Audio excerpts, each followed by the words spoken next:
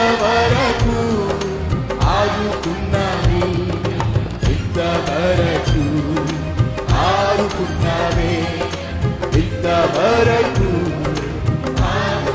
అందుకే నిన్ను పూర్ణ మనస్సుతో ఆరాధించు, పూర్ణ బలముతో, పూర్ణ మనస్సుతో ఆరాధించు, పూర్ణ బలముతో ప్రేమించేదన్. నీకే ఆరాధన